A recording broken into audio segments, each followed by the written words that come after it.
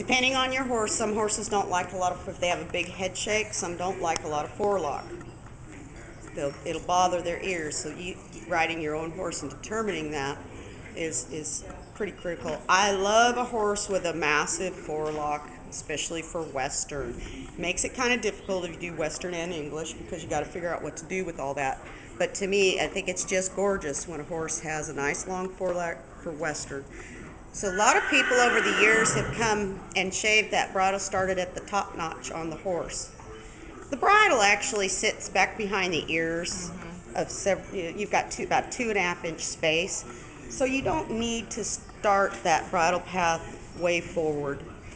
And also, when you go to braid, you can set your ribbon up taller or up tighter, taller between the ears. If you get in the habit of shaving too far forward, your braid ends up, if we're English, will end up down here, and it looks kind of dorky to me.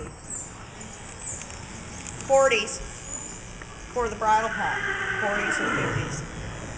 I want to be careful not to take more than this horse has got up here already. During the winter time, I'll shave this horse. I try to keep my horses clipped every week. Sometimes you get busy and you do it every 2 weeks. But when I'm going to do her bridle path, there's no reason for that bridle path to be 10 inches long. Really like to get the bridle path, looking at the horse's conformation, that makes it attractive for the horse. If they're very heavy in the throat latch, you want to take the bridle path down a little bit further. It gives an illusion of a cleaner throat latch.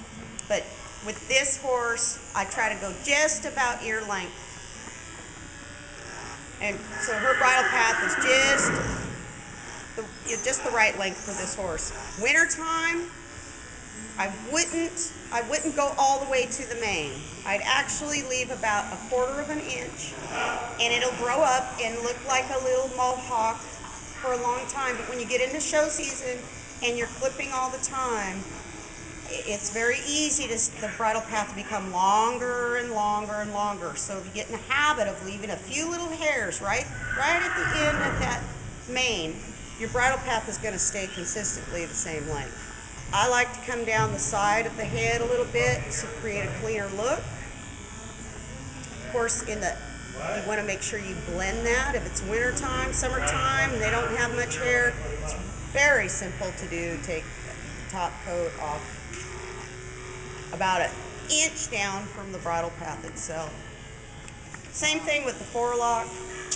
I like to be very careful. This horse is really quiet, so I'm not overly concerned she's going to throw her head up in the air. If you got one that's nervous, start the clippers this way.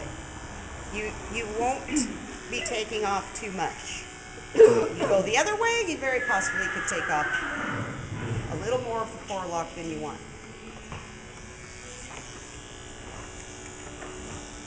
But she's very good. I didn't understand why you leave a little bit here. In the wintertime, if you keep clipping all the way to the mane, you keep getting a little more mane hair, a little more. By the time winter's over, your bridle path might be 1 inch longer. Yeah. So, and actually what I find with these walking horses, if I go into the mane area and I'm kind of careful, I'll go at a very slight angle and cut just a touch of the mane hair on this side underneath. Yeah. And I'll always use this part of the mane to put my ribbon.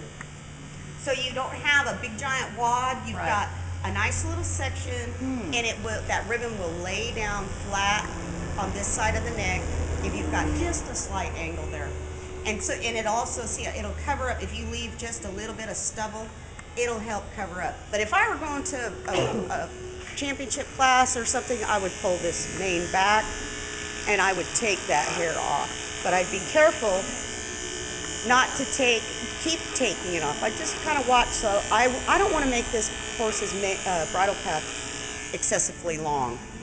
Because then you have to go through the next year trying to grow out 2 inches of mane. Yeah. And it sticks like this for a long time. Maybe 2 or 3 years. Depending on the horse, yep.